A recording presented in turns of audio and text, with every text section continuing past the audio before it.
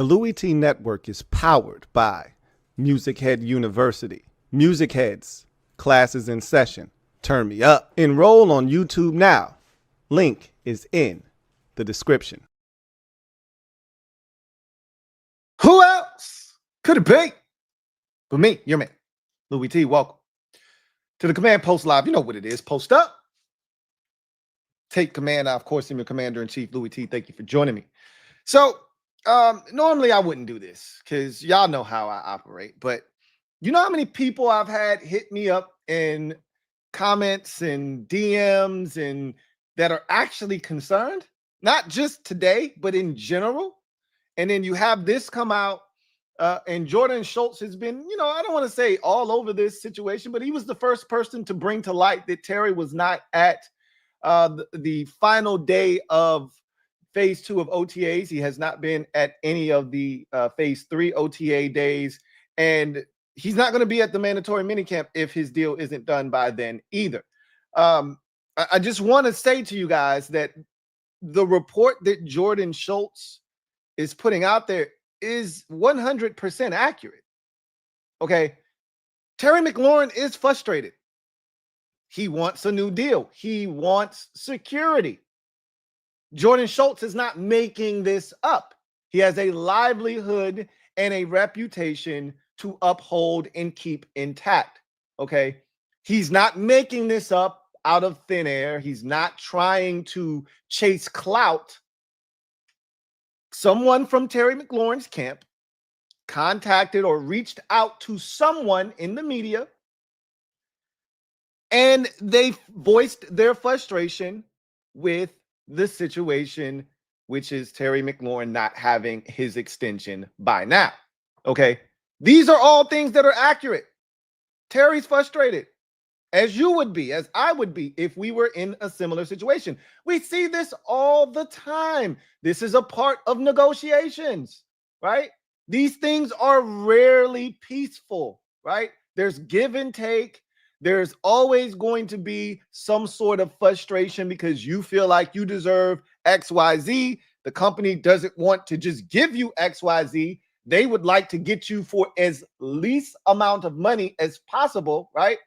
And so you're trying to get as much as you can. They're trying to pay you the least amount that they have to. And so you try to find a way to meet in the middle, or at least meet somewhere where everyone feels like they got to win, right? So I just want to stress to you all that this is not a media-driven, made-up situation, but you should still not be concerned, okay? Like, nothing that has happened, nothing that has transpired is surprising, nor is it jarring, okay? Again, I'm only doing this because I often feel like I have to be the voice of reason for some people. Like, they need that. For most of you, you don't need me to tell you this. You already understand this process. You understand how this works. And so you don't need reassurance. But there are some fans that still suffer from severe PTSD. And there are levels to this. And until every single box is checked, they still can't believe that this is their new existence as a fan, right? They pinch themselves every day because this team went to the NFC Championship game last year, and they're Super Bowl favorites this year among, 7 teams or so that have a legitimate shot in terms of odds to win the Super Bowl. You've got one of the best quarterbacks in the league. You've got the best quarterback in the conference, and you're on prime time or standalone games 8 times this season. And a lot of fans are having trouble dealing with that. I read a comment from someone that DM'd me that said, I'm trying to enjoy everything that's happening with this team right now. I really am, but I'm struggling because my PTSD won't let me. There's someone that hit me up, 2 people actually, that hit me up and said, this reminds me of the Kirk Cousins situation. No, it doesn't remind me at all of the Kirk Cousins situation. Not one iota. First and foremost, what you have to remind yourself of, which it shouldn't be very hard to do, is that anything that was done by the last regime or while Snyder was here does not count in terms of PTSD and putting it on to this group. This group has given you no reason to believe that they're not going to do the right thing. And until they give you a reason to have PTSD, to believe that they're going to mismanage or bungle a situation, you shouldn't be referring back to things that happened with a previous administration and ownership group. So this is nothing like the Kirk Cousins situation. The only thing that is similar between Terry's situation and Kirk Cousins is that it's a contract negotiation. That's the only thing that is alike. Everything else, totally different, right? So I just want to stress to all of you out there who are you're looking at this situation and you're getting nervous and you're seeing other, accounts tweeting out, hey, this team, the Chargers are interested in Terry McLaurin. That's what the Colts and every other team that was interested the last time this shit happened did. Hey, hoo-hoo, hey, over here. Terry's not going anywhere. Okay, you got nothing to worry about. But just in case my word isn't good enough, and I get that. Who the hell am I to tell you what is or isn't going to happen? In case my word, let's just go through some things to make you feel a little bit more comfortable with the situation as it currently stands, okay? So let's first look at the tweet that has caused, I don't want to say mass hysteria because that's not accurate. You're not freaking out. I'm not freaking out. There's only a small subset of fans that are freaking out. But I have to talk to them too. They are a part of the family as well, right? Can't single them out and tell them to go stand in the corner and face the wall until this is all over with because they're freaking out. No, let's try to bring reason to those fans as well. So this is the report from Jordan Schultz, right? Sources, he writes, Commanders All-Pro wide receiver Terry McLaurin has made it clear to the team that he's frustrated with the lack of progress on a long-term deal. Duh. Okay, nothing here is off-putting. Nothing here is surprising. He continues. As I previously reported, which he did, was the first person to say that McLaurin was not at the final day of phase 2 of OTAs. McLaurin unexpectedly left voluntary workouts after initially attending, and it remains to be seen whether he'll report for mandatory minicamp. Now, we talked about this a long time ago, right? Terry showed up to everything in good faith, expecting a deal to be done by now. Once he saw where the direction of the contract talks were heading, he became frustrated and he left. He said, if it ain't broke, let's not fix it, right? This is the same thing he did the last time. We will go over that here in a second. Schultz then goes on to write, now, again, nothing here is jarring to this point. Here's where shit gets a little bit interesting and disconcerting if you are one of those people on the fence and you're a little nervous. McLaurin is entering the final year of his contract. This last sentence, all the rest of this shit he could have kept. This last sentence is the part where you go, huh,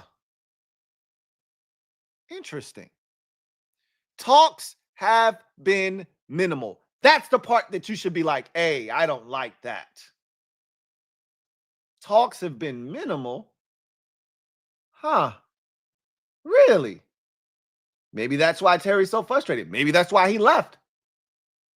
It's the same thing Trey Hendrickson is balking about in Cincinnati. Like, they're not even talking to my agent.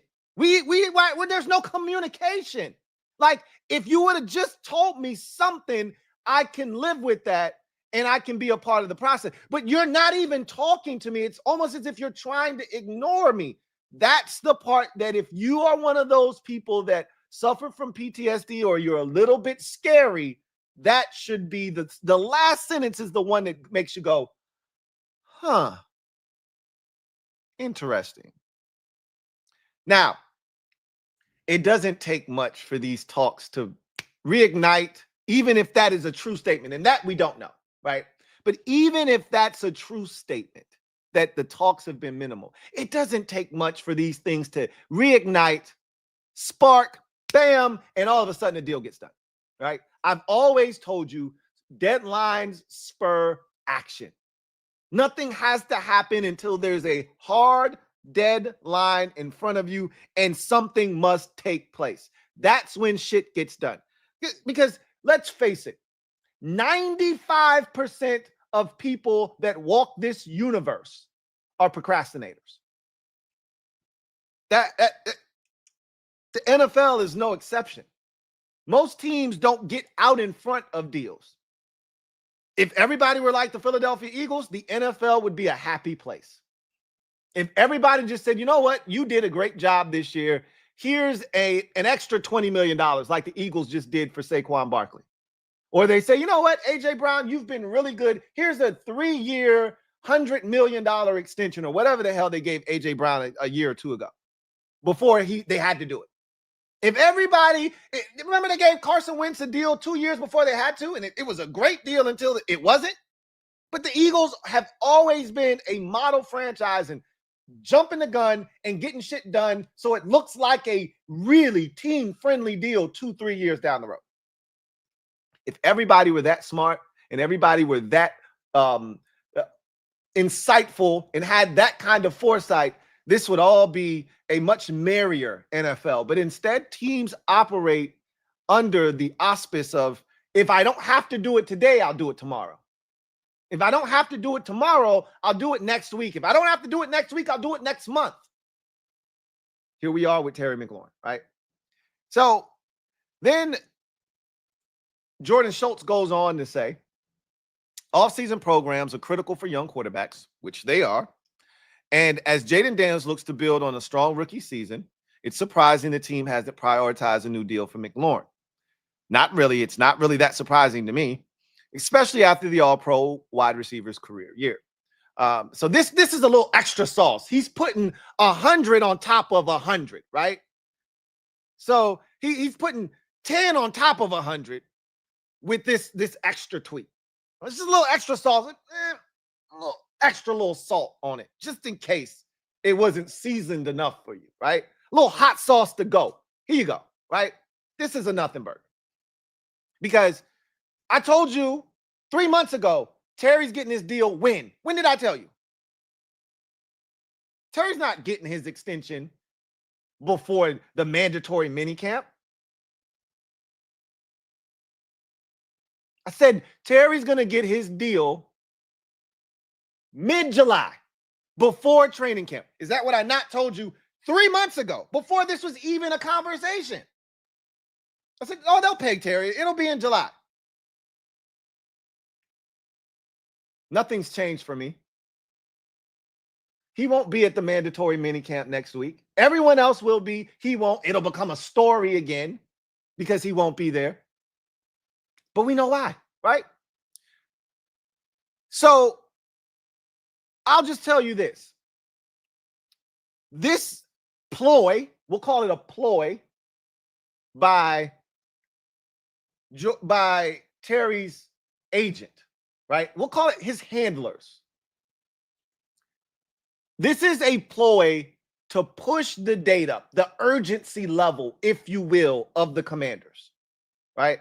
Which isn't going to work. We watched our GM, Adam Peters, during the draft, cool, calm, and collected, swat phone calls away, tell people I'm not interested.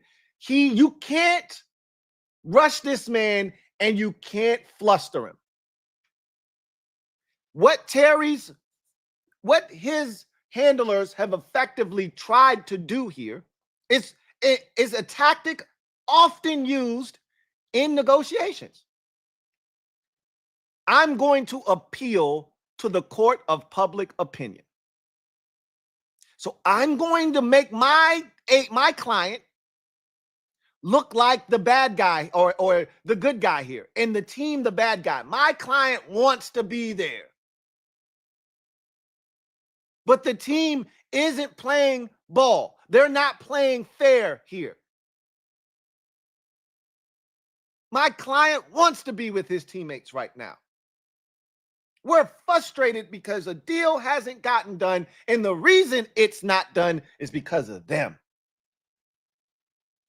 Remember when The old administration, when the Prince of Darkness tried to make Kirk Cousins look greedy. Remember that whole back and forth in the media? Shit was a farce.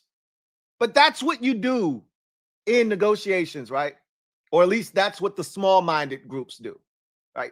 If you're an organization, it doesn't behoove you to do this in the public eye. You can't win, right? There's no reason to go back. But for an agent, it's his job to get this deal done as expeditiously as possible for his client.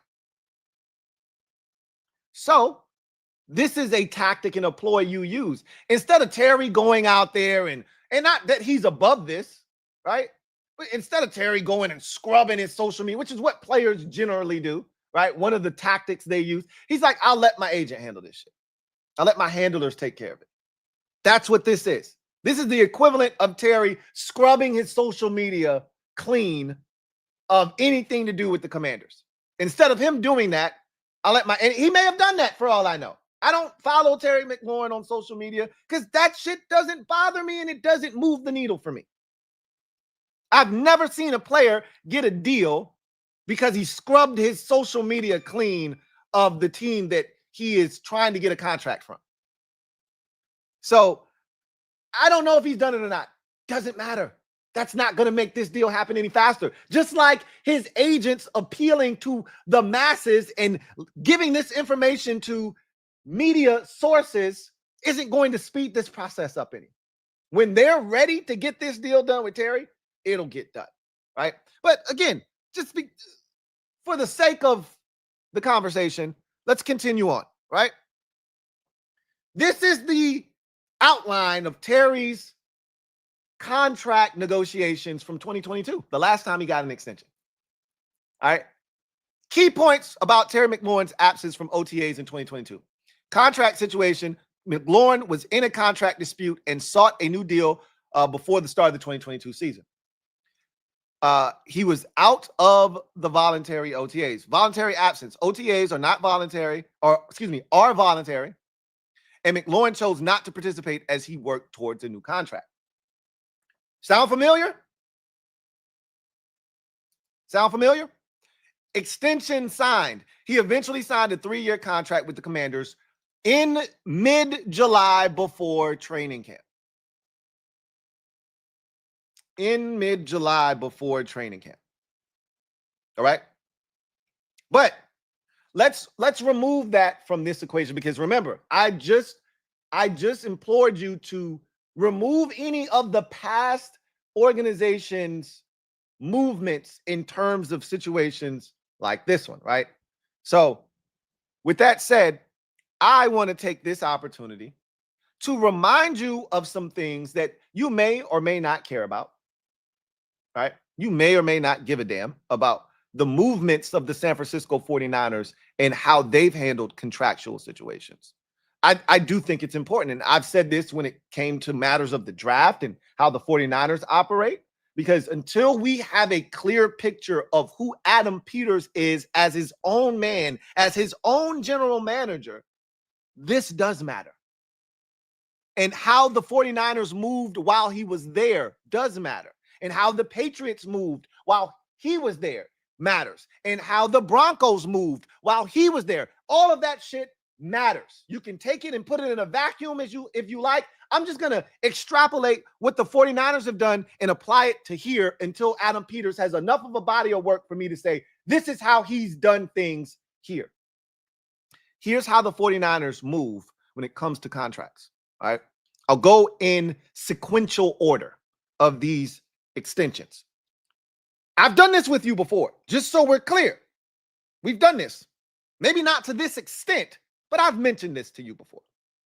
I'll do it again. August 13th, 2020. Okay, so we're into the preseason. Training camp is done. We're now playing preseason football games. George Kittle receives his first contract extension from the San Francisco 49ers. Adam Peters was a part of that brain trust. Okay, August 13th. You then move to 2022. Deebo Samuel, who, if you recall, demanded a trade. demanded a trade. July 31st of 2022, Deebo Samuel signs an extension to remain a San Francisco 49er. Adam Peters, a part of that brain trust. July, the last day of July in 2022. So you've got August 13th, you've got July 31st. The next one up in this order, September 6th, 2023, Nick Bosa signs his extension to remain a San Francisco 49er. Adam Peters, a part of that brain trust. You're talking about leading into the first week of NFL action. All right.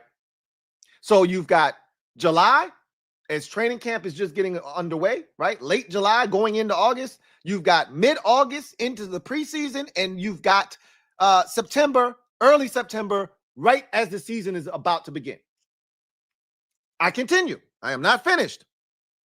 Now, Adam Peters was not here for these, but this continues to show the trend of the 49ers getting things done at their leisure when it's convenient for them, not the player. August 29th, 2024, we all saw how that Brandon Ayuk saga played out. He wanted a trade. They shopped him. They tried to trade him to New England. He didn't want to go there, etc., etc. He ends up staying and getting an extension on August 29th, 2024. You then fast forward 5 days, September 3rd, 2024. Trent Williams held out of all camp activities. Didn't perform in the preseason, didn't show up to training camp, none of the above. He wanted a new deal, and he wanted a new deal that gave him guaranteed money. His contract had none of it. September 3rd, 2024. You say, Louie T, those are all 49ers transactions. Why are you bringing them up? Okay, fine. Let's bring it full circle. They've only done one extension here that was noteworthy since they've gotten here. One. They've handed out contracts, but they've only done one extension of note. You know who that is. One Samuel Cosmi. You know when his deal was done? September 4th, 2024. Right before the start of the season, leading into the first week of action last season. So I only bring these up to show you that there's a trend here. Now, Terry's situation is going to be different, as all of these dates are different, right? Deebo's was in July, Kittle's was in August, Trent Williams and Nick Bosa and Brandon Ayuk were all, we're all in September. These dates vary, right? Everybody's situation is different. Terry's situation is different. You're not going to get away with waiting until August or late July or September like you did Sam Cosmi. Cosmi wasn't holding out, right? But he wanted a new deal. We were talking about it. The media was asking Sam Cosmi about a new deal, and he said, hey, it'll happen when it happens. Like, I'm just focusing on football. But he wanted a new deal. And you saw what happened. The man got hurt last season. You damn right I want my deal. This is why Terry's not showing up. And you wouldn't either. Football is a very volatile sport. So, I say all of this to tell you that despite his group wanting this thing to happen sooner rather than later, they're just going to have to wait until the Commanders are ready to ante up what they're asking for. Right now, they don't want to pay Terry what his group is asking for. And Terry's group is like, the number you propose, way too low. They'll meet in the middle somewhere. They'll meet in the middle somewhere.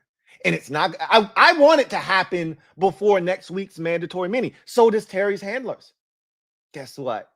It's probably not going to happen before next week's mandatory mini camp. So it'll still be a story, and it'll grow legs, and it'll start to walk, right? And some of you will get even more antsy. For the rest of us that are like, this shit'll get done, we'll just say, oh, this shit again, right? That's a part of the process. This is the give and take. This is the ebb and flows of a contract situation. I just want you to listen to this from someone that is plugged in to the NFL, as plugged in as anybody is right now. I just want you to listen to Albert Breer talk about this situation with Terry McLaurin. He's essentially telling you, you got nothing to worry about. Take a listen to Albert Breer. Will this be done before the mandatory minicamp? I think that's a moving target. But I do think that something gets done before the start of training camp. He's too important to the program there. He's too important to what they've built. When you're talking about the culture that Dan Quinn and Adam Peters were able to build in their first year, Terry McLaurin is really central to all of it. So then the question becomes, how do you build a contract for him? I'd be surprised if Terry McLaurin didn't do a deal that was over $30 million per year. I think he's earned it again. He's a captain. He's really important to what they're building there in Washington. He's really important to your young quarterback. He's going into a contract year. This is why it's smart to do a shorter-term extension. Certainly I think the Commanders are going to endeavor to get something done before the start of training camp. Maybe it gets done before the mini camp, but I certainly think by the time we get to the middle of the summer, there is some sort of agreement to bring Terry McLaurin back. And I do think that he is going to be in that range, somewhere between $30 and $35 million per year. So that was Albert Breer, right? That was Albert Breer basically saying that the moving target of this deadline, and it's not a hard line one, of mandatory minicamp is unlikely, right? That's what Terry's camp would prefer. That's what we as fans would prefer. But the team isn't pressed right now. They're not going to be pressed until training camp. That's when shit has to happen. Because if it doesn't and Terry decides to sit out, now you got a distraction, which is what this team doesn't need. And they're not going to allow it to become a distraction. And they understand, as Albert Breer said very eloquently, I may add, and we all know, and we've been saying, Terry's too important to the fabric and DNA of what they've built in this 1 year to allow anything to come between him and getting his extension and remaining here in this building as a leader.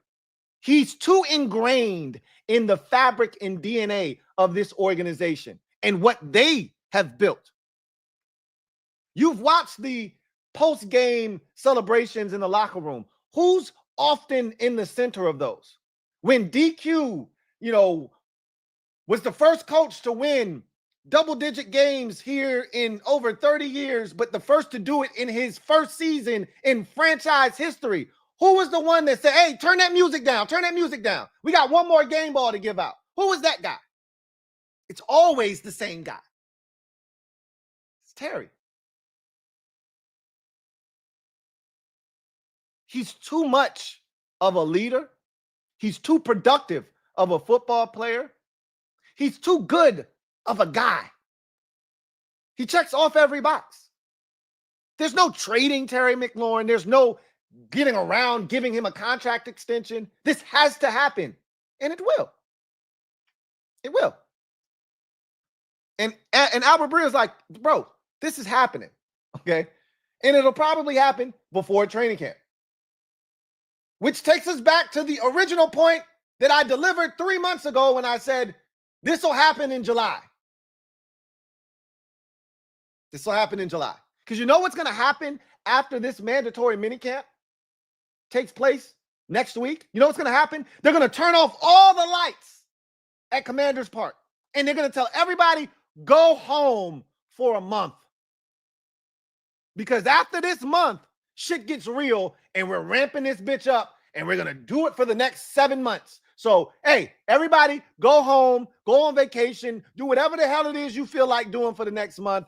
Decompress, get rid of this football shit for a month, and then we'll come back and we'll get everything taken care of. So guess what? They're turning out the lights at Commanders Park after next week. Ain't no deal getting done on June the 19th, on Juneteenth. There's no deal getting done on June 26th. Ain't nobody at the building. They'll turn the lights back on in July.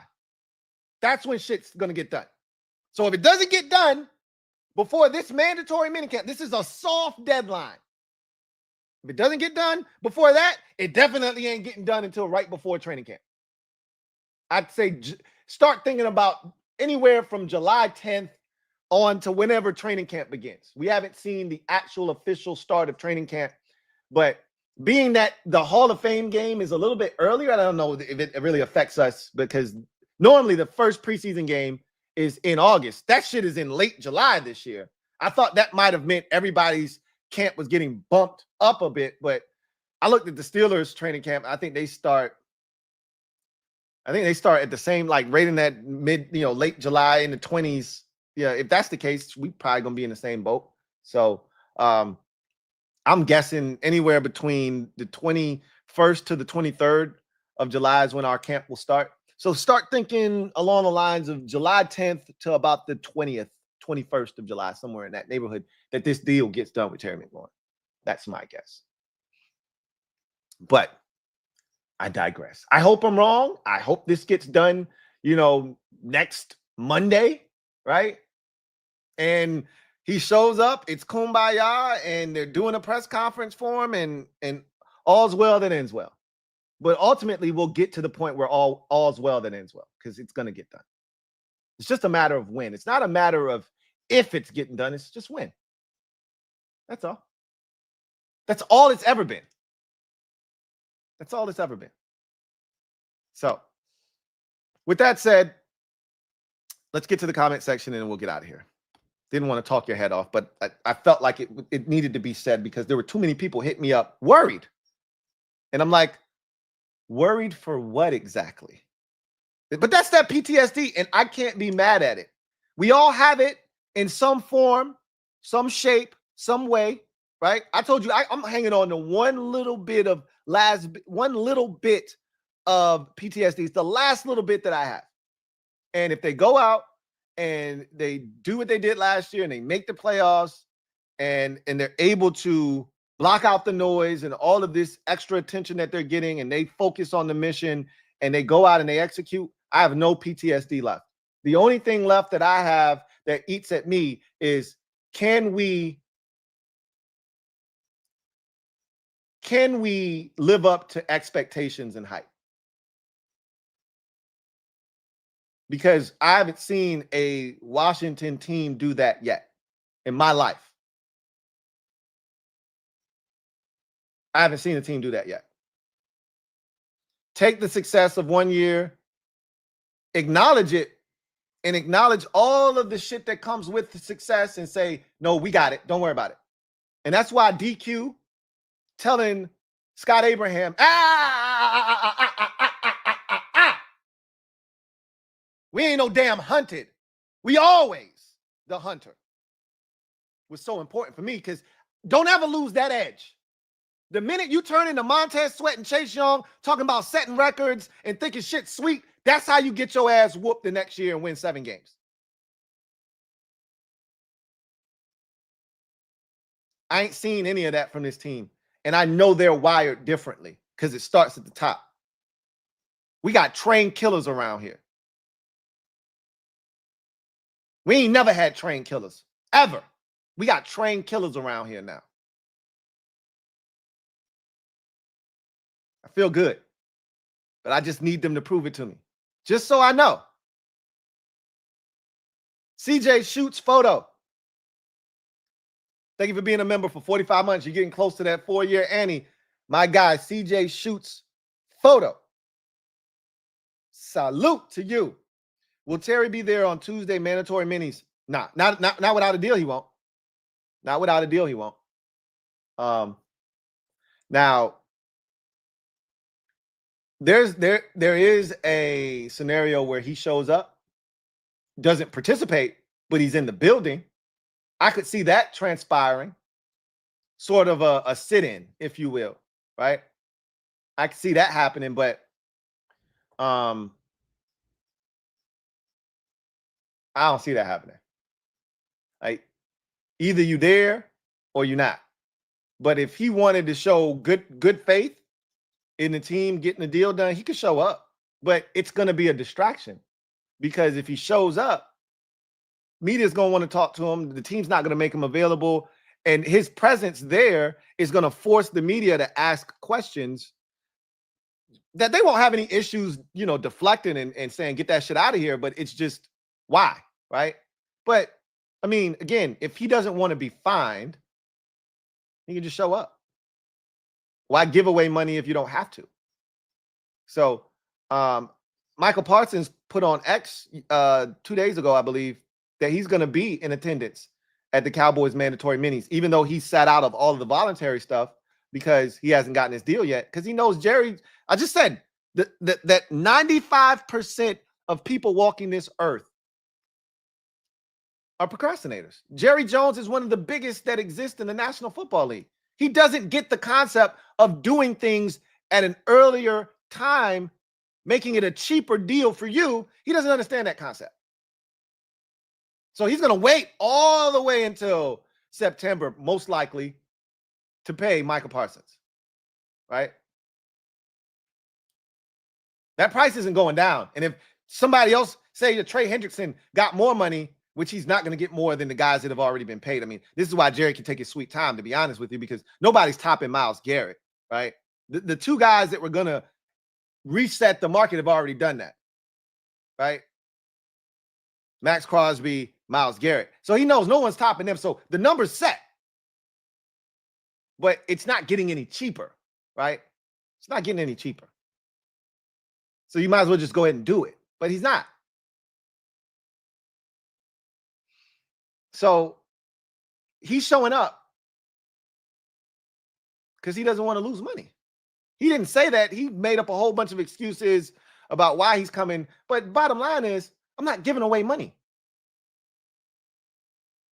Terry's in a better position financially than Michael Parsons is to give away money, because Michael Parsons is still eating off of a rookie contract. A lot of that money he had to pay to other people that helped him get to where he is. So, yeah, he's making money off the field and all kinds of stuff. He's got to deal with Bleacher Report and all of that stuff. So he's got money. He's not hurting or anything. But Terry already has signed an extension. Terry's got real money. He's signed a second NFL contract. This little fine that he'll get for missing these days of mandatory minis, that's nothing. It's a drop in the bucket. But nobody likes to give away money. You know how the rich stay rich? You know how the wealthy stay wealthy? They don't give away money. Brett Favre is out here stealing from poor people. He got the money. But that's the mentality of people with money. I don't want to spend my money. I want to spend your money. People with money don't like spending their money. So I don't think Terry wants to give it away. So I wouldn't be shocked if he showed up but doesn't do anything. But the move here is to just not show up. If you really want to show the team that you're really frustrated with them, then you just stay away altogether. So my guess is no, he won't be in attendance at mandatory minicamp. CJ Schultz photo. Thank you for the super chat. Greatly appreciate you. Thank you for being a member of the MOBB. My guy, CJ Schultz photo writes, much to do about nothing, but all for 17 getting his. Everyone is. This is why his handlers went to the media with this, because everybody's on Terry's side. But here's the difference. If this were 3 years ago, hell, if this was 2 years ago and Dan Snyder still owned the team and Ron Rivera was still the coach, we would be going ballistic, because we knew that they were capable of effing a situation like this up. We know that they're capable of effing this shit up. And we wouldn't know. They were loose cannons. So we would be going crazy, and we would be all out here, pitchforks and torches, ready to light some shit on fire for Terry. It's different now because we trust the organization. We trust the people involved that run the organization and make the decisions. We know they're not going to F this up. So we're not as pressed. This right here with Jordan Schultz and all of this, it don't move us as much because we trust the people making decisions. And we know they're going to get it done because they make the decisions that are best for the organization moving forward. They've done that since they've gotten here. Whether it's trading Jahan Dotson when we didn't even see it, right? Or before they even got here. Our owner hired people to help him make the decision to trade Chase Young and to trade Montez Sweat. That was the right decision. That was the absolute right decision. Ever since they got here, right decision after right decision after right decision after right decision. This is going to be no different. So we're all pro Terry, but we all also respect what Adam Peters, Josh Harris has built, Dan Quinn and company have instilled. We respect everything they've done to the point where we're not tripping because we're like, it'll get done. Smart people, adults, real grown-ups are in charge now. So we don't have to worry. Viscount, thank you for the super chat. Greatly appreciate you. Thank you for being a member of the MOBB, who writes, let AP cook. Terry going nowhere. Facts. Commanders through and through, relax.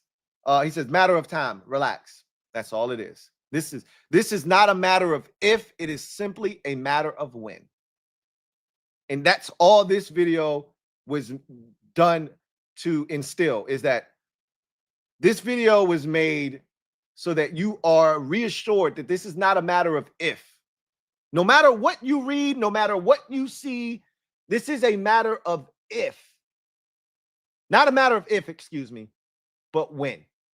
Not a matter of if, but when. I don't care how contentious they try to portray this and how frustrated Terry McLaurin. I don't even care if Terry demands a trade. That shit still wouldn't move me. I'd be a little bit more nervous, but it wouldn't move me because I'm like, they're not going to do that because they understand. That would just be sheer frustration on his part. But I don't even think it's going to get to that point, right? Now, what is the number? Because you heard Adam Breer say 30 to 35, somewhere in that neighborhood. Well, he's not getting 35. He's not getting 34. I'd say he's not even getting 33. Somewhere between 30 and 32 is where that number should be. If I'm Terry's group, I'm talking 33, 34. If I'm the team, I'm talking 29, 30. So both sides are like, hey, we're too far apart. And the middle ground is 32. That's probably where he should be. 31 and a half, 32, somewhere in that neighborhood, right? Somewhere in that neighborhood. Joey Fitterman, stand up. You are the newest member of the MOBB mob. You know what to do. Show Joey some love. Welcome him with open arms. Show him what it's like to be a member of the best squad in the land, the MOBB. Welcome to the squad. Joey Fitterman. JLG, thank you for the super chat. Greatly appreciate you. Thank you for being a member of the MOBB. My guy JLG writes, not worried about Terry, but I have a problem with teams that play with the money of their franchise players. Imagine the message it sends to your locker room when your best aren't being compensated. It's not a big deal. This is a part of the process. It really isn't. It'd be one thing if Terry doesn't get paid. Then that would send a message that is very damaging to the rest of the locker room. That's the only way that this would be something that turns into a massive negative. But this is a part of the process. It doesn't matter where you go. This is a part of doing business in the NFL. This isn't like the NBA where the players have all the leverage. There's only 15 guys and only 3 or 4 on any given NBA roster making real difference-making money, right? I say that tongue-in-cheek because, you know, the guy at the end of the NBA bench is still making millions of dollars, $3-4 million. But he ain't making, you know, $75 million a year like the guy that's, you know, the highest paid on the team, or $105 million a year like the guy that's making the most money on the team, right? It's a little different. Those guys have power. Major League Baseball, same thing. Those players have all the power. NFL, it's on the shoes on the other foot. The team has all the power. They have all the control because the guarantees are not the same. So this is how it goes in the NFL. And the players understand that. And we heard Jonathan Allen when he told Terry, because remember, Jonathan Allen went through it first the year before Terry did. And he told Terry, don't take it personal. But Jonathan Allen said, it's hard not to take it personal. It's hard not to take it personal. And I've heard so many players say it's a business. Don't take it personal. But it's hard not to. You saw the post that TJ Watt had when he had the peace sign. That was his message to the Steelers, like, I'm out. You ain't going nowhere, and they ain't going to let you go nowhere. And he knows he's going to be a Steeler for life. He knows that. But it still doesn't change the fact that he's in his feelings, because why should I have to wait? I'm the best player this organization has right now. Why should I have to wait? Why you ain't already take care of me? That's what Terry's feeling. Why should I have to wait? I came to the OTAs early on in good faith, assuming you were going to take care of me, that we would not be at this point. And yet, here we are. It's a part of the process. It sucks. I'm not saying that it's right. I'm not saying that this is how it should be, but this is the way that it is, unfortunately, for the players. But he'll get paid. King of the Bluegrass, thank you for the super chat. Greatly appreciate you. Thank you for being a member of the MOBB. My guy, King of the Bluegrass, writes, they better pay that man, quote, pay that man his money. Rounders. Great effing movie. Hey, I like the clip of the coach. Tell them they better bring me my money. They're going to bring Terry his money, man. Yeah, hey, one more thing. Hold on. Tell him, bring me my money. They're going to bring him his money, man. No worries. He's going to get his bag. And it's going to be filled with lots and lots and lots and lots of money. And nobody deserves it more on this roster than him. So you got nothing to worry about. You got nothing. If you're a fan of this team and you love Terry McLaurin, and I don't see how those two things don't cross, each other's path. If you're a fan of this team, then you love Terry McLaurin. Those two things go hand in hand. They are simultaneously done, right? You can't have one without the other. If that is the case, then you want to see him get his money. And he will. And he will. Going Commando. Thank you for the thank you for being a member of the MOBB for 37 months. Salute to you. Who writes, wait, Terry wants to get paid? Fake gasp. Of course. Going Commando. Thank you for the super chat. Greatly appreciate you. Thank you for being a member of the MOBB. Who writes, AP has a number, but he knows what Terry means to the franchise. This is all par for the course. Not an issue until it is. Wake me up come July. Exactly. He has a number that he would like to pay Terry. Again, that's every negotiation. If you work for a company, I had a buddy, I told you guys this story before. He worked for a company. All right. He used to work for a company where he was I forget the actual title that he had. It may come to me, it may not. But his job was to go out to people that had accidents at the railroad. And his job was to go and negotiate with them. That the railroad in some way, shape, or form was at fault for something that happened to this individual. And instead of having to go to court, because even though the railroad might have been able to win the case or, prolong it long enough so that the person didn't have enough money to afford legal defense, because they could, instead of going through all of that, because it costs more money to go to court, let's just see if we can't settle with this. And a lot of times it was people that didn't have money. So if you were smart, you'd hire some type of personal injury lawyer that understood that on the back end of this, we're going to really profit. But if the railroad could get to you first and dangle, and they would give him, hey, here's 80,000, go get this done, right? But if he could come back and tell them, I got it done for 50, well, shit, that's a feather in his cap. When bonus time comes, when it comes time to talk about a pay raise, we're going to remember the time that you saved us 30,000, and the other time you saved us 40,000, and the other time you saved us 20,000. His job is to go in there and not say, hey, I got 80,000 for you. His job is to say, hey, we're so sorry for all the pain and suffering that you've had to go through and all the time you've missed from work. How's this $50,000 sound? For somebody that don't have no money, shit, $50,000 is a lot of money. They probably could have got a lot more. Obviously, he had 80 to work with. They gave him 100 to work with. But if he can get them to settle for 50, that's what you're going to do. Same thing Adam Peters is doing. Right?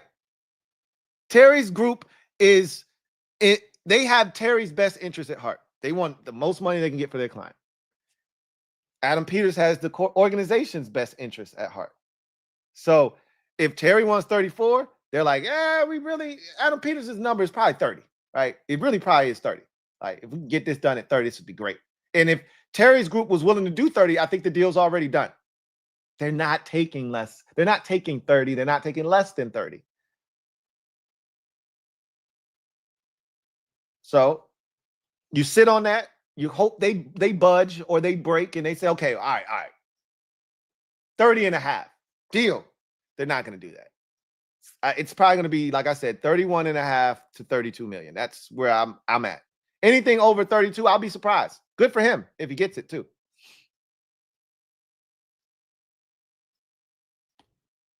AP definitely has a number. Not saying that he's going to get that number and that Terry's group is going to, come down to that number, but he's got a number for sure. Rush is variety. Thank you for the super chat. Greatly appreciate you. Rush is variety. Right. He's been through everything with this team. Facts. Great representative of our team. Paid that man his money, and he's going to get it. No worries. No worries. He's definitely going to get his money. And I don't think any of us are worried. I shouldn't say any of us. There are people. This is why I did the video. There are people that are actually worried about this. I am not one of them, and most of you aren't either. But there are people that needed to hear this just for reassurance purposes, right? There are people that needed to hear this for reassurance purposes. Funny Boy Roddy, thank you for the super chat. Greatly appreciate you. Funny Boy Roddy writes, JJ McCarthy, not a playoff choker like Kirk Cousins and Sam Darnold. So don't be surprised if the Vikings make a deep run in the playoffs or make it to the Super Bowl. Well, we got to make sure JJ McCarthy can play first. I loved what I saw from him in the preseason last year, but again, very, very small sample size. You're talking about one, game, and we're talking about what, 2 quarters, maybe 3 quarters against the Raiders. I don't think he played that entire game. Maybe he did, but I think Sam Darnold played the beginning of that game, and then he came in and played the rest of that game. So again, we got to see it. I do know your head coach is a quarterback whisperer. So if anybody could get this man to play top-notch football in his second year, but for all intents and purposes, his rookie season, it's O'Connell, right? So we'll see. We'll see. We will see. Joey Fitterman, thank you for the super chat. Greatly appreciate you. Big shout out to my guy, Joey Fitterman, who writes, double up. Thank you for doubling up. Joey Fitterman writes, Lou, longtime listener, finally to invest more than my time. Hey, I'm always sympathetic to lurkers. As a fellow lurker, I know the struggle. I really appreciate you, Joey. He says, the deal will get done, and I feel JD and Terry are working outside to keep chemistry. And that's very possible. Jaden Daniels talked about his relationship with Terry McLaurin and said they got a strong relationship off the field. And that probably also entails them working out together. So would you like JD and Terry to be getting reps together right now? Yeah, of course. You know what's probably more important than him and Terry getting reps together? JD and Debo getting reps. Those two played together last year. They have symmetry and chemistry already, right? So you really want the new guy to get all the reps that he can. So I'm not tripping about it. as long as he's there when training camp starts, which is why that's where the hard deadline is. The soft one is mandatory minicamp. But if it's not a hard deadline, you still aren't moved to action necessarily. So maybe you try one final push. Maybe there's one final contact to see if that 30 number or something close to it gets the deal done. And Terry's group rebuffs that, and then you shut it down. All right, we'll come back in July. And that's when real conversations start. That's when both sides have to give and take, because now we got a hard line. Nobody wants Terry missing camp. Nobody wants that. Nobody wants the distraction. Nobody wants one of your best players not being with the team as camp gets underway. Nobody wants the CeeDee Lamb situation that Dallas had to deal with last year. Nobody wants that. So that's the hard line right there that you draw in the sand, and you say, we're not doing that. Gonna get it done. We'll see. I have no doubts that the chemistry there is fine. But they could be working together, outside of this. It wouldn't shock me in the least if sometime in June we see a video of Jaden Daniels working out and he's throwing the ball to Terry McLaurin. It wouldn't shock me. I'm not saying that that's going to happen, but it wouldn't shock me if we saw a video on IG for Jaden or a video somewhere surface of him doing that. Because we're probably going to see a video of Jaden Daniels working out at some point from June 15th to July 15th. There's going to be at least one Jaden Daniels workout video. We might even hear a story of them rallying the troops, him and Mariota and Sam Hartman, or just two of the three, or Josh Johnson or whatever, staging a workout with the receivers. We may hear that.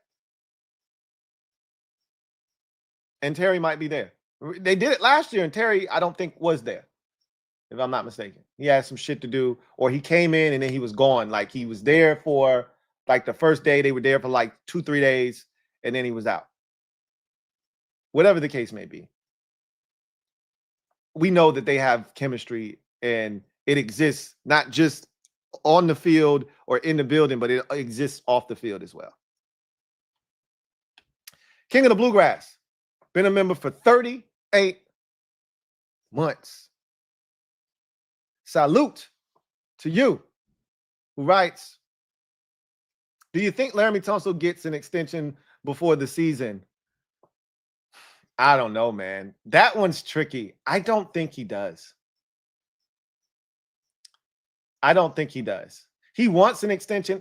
I've said this already. And when he first got signed here, I was of the mindset of I wouldn't pay him one red extra cent than his contract entails, because he's still the third highest paid tackle in the league right now, I think, if I'm not mistaken. I could be wrong about that. Because we know Trent got a deal. I think Christian Darrisaw got a deal. And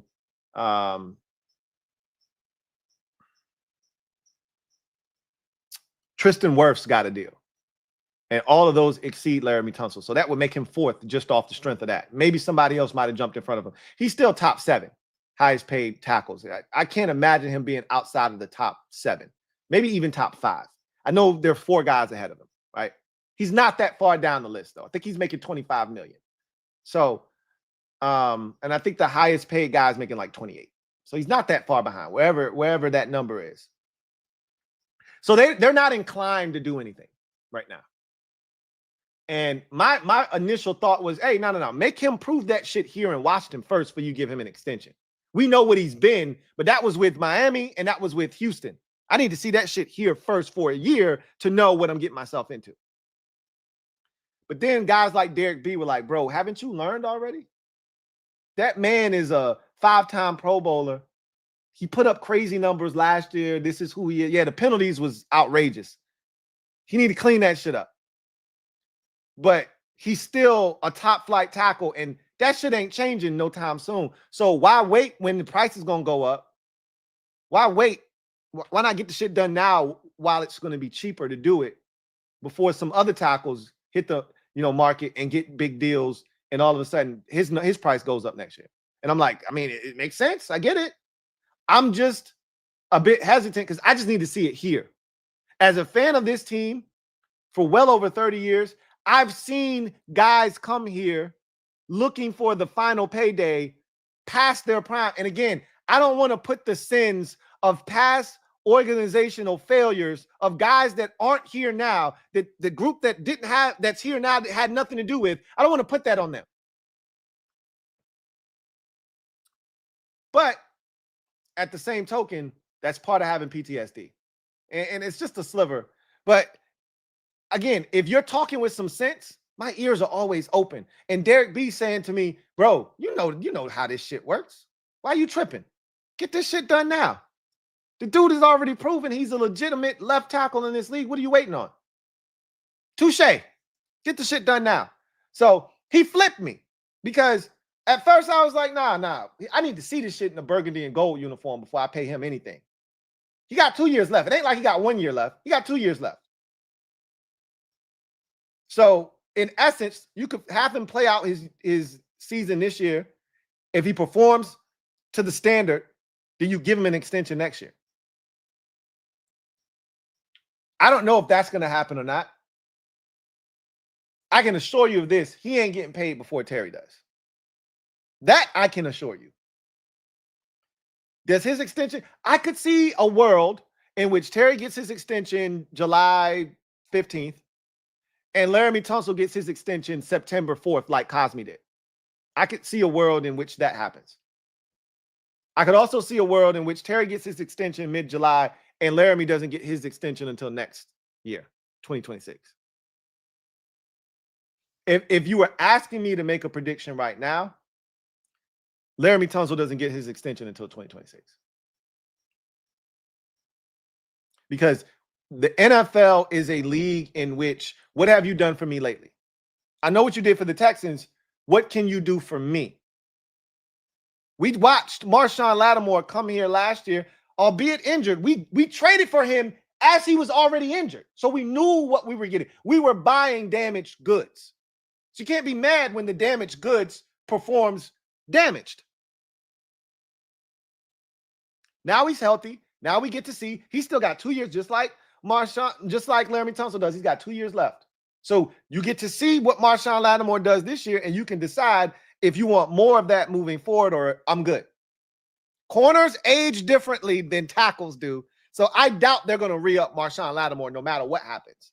But like I said, if Lattimore plays well, and this is a different discussion for a different day, but I've already said this to you, if Lattimore plays well this year, I imagine they'll do something like they did for Andrew Wiley and for Deebo Samuel, guys that had no guaranteed money left on their last year of their deals, and they gave them guaranteed money and boosted up their overall salary for the year. I could see that, but you're a 30-year-old corner. I'm not giving you extra money for 3 more years of this because you're not going to get better as you get older. Tackle is different. Dudes play till they're 40 at the tackle position. If you stay in shape, you're putting the right things in your body, and you continue to stay healthy, you could be Andrew Whitworth. You could be Trent Williams. You could be Jason Peters, right? We've seen it all the time. So Tunsil, I think, gets paid next year. Long story short. Joey Fitterman, thank you for the super chat. Greatly appreciate you. Double up. Thank you for doubling up. Who writes, Terry should be the highest paid player on the team until JD's extension. He is the definition of a dog-ass competitor. Facts. I don't think anybody supersedes him until JD5. So you're spot on. I mean, if you look at the pecking order of the pay scale here in Washington, it was Jonathan Allen was making the most money. Then it was Daron Payne. And then it was Terry McLaurin. And as you see, right now, Jonathan Allen is no longer here. So it's Daron Payne, it's Terry McLaurin, and then there's really nobody else making nobody else is making north of $20 million on this team.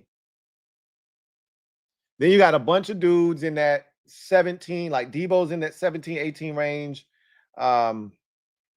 You got Javon Kinlaw at 15, you know, Frankie Louvu and Dorrance Armstrong. All those guys are right in that, you know, 15 to 12 to 15 range, right? And we got a bunch of those, right? So you see what the pecking order is. I don't know. I don't think Deron Payne's getting another contract here. That's my guess right now. Right? That's my guess. He goes out, he balls this year. We'll see. We're going to talk about that on Louie's lurking in the comments, because a lot of interesting comments from you guys as to Deron Payne and what should happen with him. So we'll talk about that on that video this weekend. But Terry's going to be the highest paid player on this team until Jaden Daniels usurps him. So I don't think any of us have to worry about that. Who else is getting a contract that will be north of Terry's $32 million, 32 and a half, whatever that number looks like? Nobody. So yeah, I think that's going to be pretty spot on, Joey. Kimura, thank you for the super chat. Greatly appreciate you. Kimura, thank you for being a member of the MOBB, who writes, contract year Deron Payne is how we make up for Fowler's sack production. If we get contract year Deron Payne, you're damn right that's how you make up for it. He can do it by himself. He did it before. He can do it again, right? The question is, is that guy showing up? I think it's loading. And I said this, and I would stand corrected if he shows up. I said there isn't one person here that can make up for that production by themselves. I said that, and I stand by that. Because I'm not talking about Dorrance Armstrong having a career year and getting 12 sacks, because Dorrance Armstrong produced 6.5 sacks, whatever that number was last year. So that would only be a 5.5 sack difference, or a 4.5 sack, difference from last year's total. Whatever that number was he produced during the regular season. I'm talking about somebody that didn't produce those types. Deron had 4 sacks, I believe, 4.5 last year. So if he got 10.5, that's the number that Dante Fowler produced. That would still leave us 4 short, because that would be 6 more sacks from Deron than he had a year ago. So the number we're looking for is somebody that wasn't here last year, i.e. a Javon Kinlaw, i.e. a Jacob Martin. That's like how you would produce that number, is from a guy that wasn't here last year, that didn't count towards our 40. I think we had 45 sacks in the regular season last year. Somebody that didn't help count towards that number. But if Deron goes off and reports and reverts, that's the word I was looking for, reverts back to, as somebody else termed it in the comment section, payday pain form, right? Payday pain form. Then once again, it's on. You know what it is. Then yeah, Deron will single-handedly take a chunk of that production that is lost by DFJ no longer being here. And now you would have other guys just need to fill in the gaps. I honestly think we're going to produce more sacks this year than we did last year. So while we, I think when we look back on the conversations that we had, I still want an elite pass rusher, by the way. Like, that doesn't change. Just because we have more sacks this year potentially than we did last year. Like, 45 isn't a number you should be jumping around and celebrating. Like, okay, you were solid. 45 gets you what, middle of the pack probably? Nah, I want an elite pass rusher, a dude that wreaks havoc, that can get you 12 by himself. 15, like, oh man, we got to double team this dude. We got to chip. We got to alter the way we play offense to make sure that this guy doesn't disrupt what we want to do. So we got to keep a tight end. We want the tight end running a route. We don't want him chipping on the way out and getting into his route slower. But because of this dude, we have to. We don't want the tight end having to stay in and double team. We want him out in the route. But because he's such a problem, he's got to stay in. We don't want the running back to have to stay in to help protect or chip. We want him out in the route. But because this guy is such a disruptive force, we have no choice. That's what Aaron Donald used to do. That's what Chris Jones does. I would love it if Deron Payne did that. Or, you know, pick an edge rusher. Pick an edge rusher. Myles Garrett, Max Crosby. I mean, Trey Hendrickson. Pick a guy that's been Daniil Hunter. Pick a guy that's been disruptive and piling up sack numbers. And I want one of those guys. But I think we're going to exceed last year's sack total. So, for what it's worth. And Deron Payne can help with that greatly. If we get payday Payne, we got a shot for sure. CJ the Great, thank you for the super chat. Greatly appreciate you. Thank you for being a member of the MOBB. Who writes, it's being reported that Rodgers is signing with the Steelers tomorrow. How much does this change their team and possible season outcome? I think it was always assumed he was signing with the Pittsburgh Steelers. How else would you explain the Steelers' lack of quarterback activity? Did you really think for 1 second they were going into the season with Mason Rudolph as their starting quarterback? I mean, if I'm a Steelers fan, you can't get me to buy season tickets. You can't get me to buy a single game ticket if I know that's the plan at quarterback. If I'm a player in that locker room, I already know we're not going anywhere before the season even starts. I think the conversation always was Aaron Rodgers doesn't want to be a part of any of the offseason work because if he signs before then, the expectation is that he'll show up. He didn't in New York, and that was a conversation. And as soon as he starts to fail, well, Aaron Rodgers didn't show up for the offseason program. I mean, who does he think he is? Why would he not want to get, in sync with his teammates and take this time to really build a bond with some of these guys? Because Aaron Rodgers don't give a shit. That's why. He don't want that. He don't want to participate in none of this shit. This is being strategically done. I always knew he'd be here, and it was going to be after all of this camp shit was done. All of it is done. So I'm not sure if that report is accurate or not, but he's signing with the Pittsburgh Steelers. He's signing with the Pittsburgh Steelers.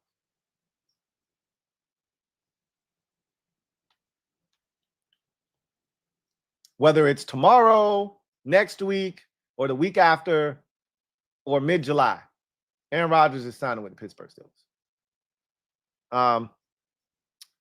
King of the Bluegrass, thank you for the super chat. Greatly appreciate you. Double up. Thank you for doubling up. Who writes, do you think JD5 cracks $80 million when he signs per year? I mean, we just got to see where the NFL money is, but we've already heard that, by the time he's ready to sign his deal, and obviously what is going to be dependent upon that is what he does in the time frame between now and his contract, talks beginning. If this man's a 2-time Super Bowl winner, or he's won a Super Bowl, been to another at that point of his career, because those contract talks will be happening 3 years from now, right? Going into his 4th season is when you want to start talking about extending Jaden Daniels, right? So he would have 3 seasons under his belt. Because you're not getting to year 5. You don't let quarterbacks get to year 5 of their rookie contract. If they've shown you already that they're worthy of an extension, you get it done, right? If he's already won a Super Bowl by then, there's been conversations that he could be the first $100 million a year quarterback. Like, he could sign a 5-year, $505 million contract extension, which would put him as the first quarterback in NFL history to make over $100 million APY, right? But obviously things have to take place before, that transpires. But that's a real conversation that I've heard. And would any of us blink nor flinch if that were the case. Obviously, the cap is going to continue to go up as the NFL continues to see the revenue from all of these contracts and this TV money coming in. Where's the contract? Where's the salary cap at that point? Who knows? But we'll cross that bridge when we get there. Other quarterbacks have to get paid. That number is going to continue to go up. Dak Prescott right now is the leader in the clubhouse at $63 million. You know, assuming CJ Stroud continues on the trajectory that he's on, obviously he's going to push the number up. At some point, I know Mahomes signed like a 10-year deal, $500 million, but at some point he's going to come back to the table and want to do something different. They're going to have to do that. He did them a huge solid by signing that $500 million deal because it's a deal that depreciates, essentially. So he was allowing them to have the space to operate. At some point, he's going to come back to the table. He's going to move the ball forward. And, you know, we'll see what other quarterbacks do as well. But it all just depends on where the market is, how many quarterbacks have gotten paid. Because as they continue to push that number up, and if Jaden shows up and let's say the highest contract is $77 million a year, then your 80 number is probably more in line with where he would be contractually, right? But if by the time we get to Jaden Daniels and the highest deal is $89 million a year, which it shouldn't be. It should be right where you are, right? $80 million. It should be like 77. If we, you know, 75, 77, somewhere in that neighborhood. Then 80, it's more reasonable, right? $80 million a year would be more reasonable. But again, we'll cross that bridge. I can't see it getting to 100 between now and 3 years from now when he's going to be up for a contract extension. There's not going to be enough quarterbacks to push the number up. You get enough dumb franchises like Dallas, though, to wait to the last minute and have a guy corner you where you don't have any choice but to make him the highest paid quarterback in NFL history, then yeah, that number could get up there pretty quick. But if everybody does it the way Buffalo did it and Cincinnati did it and other teams that got their quarterback taken care of in a timely manner, it's not going to push that number up where it's astronomical. So, you know, we'll see. 80 sounds about right, though. Anyway, I digress. So that's going to do it for me, your man Louie T, here on this installment of the Command Post Live. You know what it is. Post up, take command. Look forward to chopping it up with you guys a lot later on. Tonight, Commanders Kings will ride again. They will hold court tonight. And I'll be lurking in the comments this weekend. I'm going to see if our first installment of the summer series is this weekend or next. I had somebody lined up. I haven't heard from said person. So if that doesn't happen, then I do have someone lined up for next week. So either way, if it doesn't start this week, it'll start next week. So just keep your eyes peeled for that. But in any event, that's going to do it for me, your man Louie T. Looks like I'm looking at the comment section. Aaron Rodgers is finally signing with the Pittsburgh Steelers. I felt like Aaron knew what was going on. The Steelers knew. Their lack of activity told me all I needed to know. Because if there's no Aaron Rodgers deal in place, you got to draft Shedeur Sanders. You got to draft a quarterback. You can't just sit there on your hands and say, oh, no, we got Mason Rudolph. Bullshit. Bullshit. All right? You got to do something. The Browns drafted 2 quarterbacks after trading for Kenny Pickett. That's what a desperate team does. The Steelers are desperate, but they weren't that desperate because they knew Aaron Rodgers was going to sign. And the Steelers are stockpiling picks for next year's draft because guess what they're going to do next year? You got one guess. And guess where the draft is next year? You got one guess. They're going to do whatever it takes to get as high as they have to get themselves the franchise quarterback in their home city for the draft. You thought the crazy ovation that Matthew Golden got for being drafted by the Packers last year was cool. Wait till you see what happens when the Steelers trade up to number 2 or 3 in the draft to get their signal caller of the future in Pittsburgh. Again, another story for another day. I'm your man, Louie T, signing off. Until next time, you guys have a good one. Take care. Peace.